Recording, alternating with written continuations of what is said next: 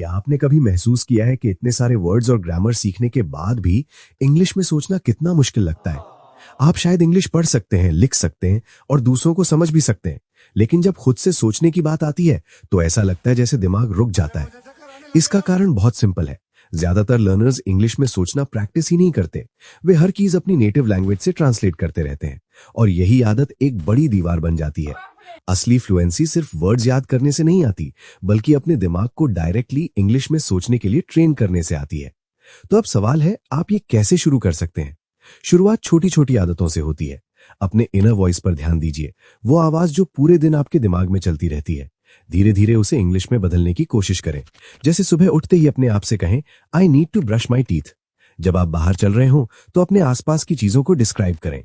The sun looks bright या that car is moving fast. शुरुआत में ये स्लो या अननेचुरल लगेगा, ये बिल्कुल नॉर्मल है, लेकिन प्रैक्टिस के साथ ये आसान होता जाएगा और धीरे धीरे आपका दिमाग बिना ट्रांसलेट किए इंग्लिश में सोचना शुरू कर देगा। एक और पावरफुल तरीका है खुद को इंग्लिश से घेर लेना। आपका दिमाग एक स्पंज की तरह होता है। जितना ज्यादा इंग्लिश सुनेगा, उतना जल्दी अडेप्ट करेगा। टीवी शोज देखें, पॉडकास्ट सुने, अगर सब कुछ समझ में ना आए तो भी कोई प्रॉब्लम नहीं है। जरूरी यह है कि आपका दिमाग इंग्लिश के रिदम और फ्लो का आदी हो जाए। एक इंटरेस्टिंग बात यह भी है कि इंग्लिश में सोचना सिर्फ लैंग्वेज नहीं, बल्कि माइंडसेट भी है। इंग्लिश सेंटेंसेस आमतौर पर शॉर्ट और डायरेक्ट होते हैं। अगर आप अपनी नेटिव लैंग्वेज के लंबे सेंटेंसेस को ट्रांसलेट करने की कोशिश करेंगे तो मुश्किल होगी। इसीलिए सिंपल सोचें, जैसे I am tired, today was a long day. ये शॉर्ट है, क्लियर है और नेचुरल भी। एक और इंपॉर्टेंट बात, मिस्टेक्स से डरना बंद करें। आपका थिंकिंग प्राइवेट है, कोई सुन नहीं रहा। अगर ग्रामर परफेक्ट नहीं भी है तो कोई फर्क नहीं पड़ता। जरूरी यह है कि आपका दिमाग इंग्लिश में चलना शुरू करे। आप अकेले में खुद से बात करने की भी प्रैक्टिस कर सकते हैं। थोड़ा अजीब लग सकता है, लेकिन यह बहुत इफेक्टिव है।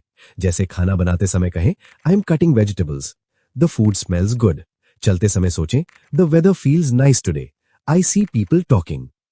विजुअलाइजेशन भी बहुत काम आता है। जब आप नया वर्ड सीखते हैं तो उसे ट्रांसलेट करने के बजाय इमेजिन करें। जैसे एप्पल सुनते ही एक रेड एप्पल सोचें, हैप्पीनेस सुनते ही एक स्माइलिंग फेस इमेजिन करें। इससे आपका दिमाग डायरेक्ट मीनिंग से कनेक्ट करेगा। आप अपने आसपास इंग्लिश एनवायरनमेंट भी बना सकते हैं।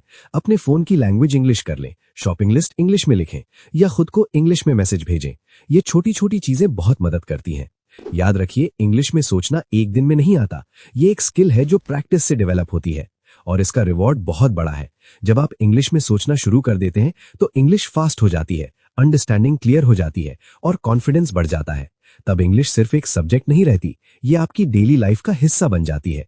तो अगली बार जब आप खुद को ट्रांसलेट करते पकड़ें, एक पल रुकें, कोशिश करें कि सीधे इंग्लिश में सोचें। छोटा शुरू करें, पेशेंस रखें और प्रैक्टिस करते रहें।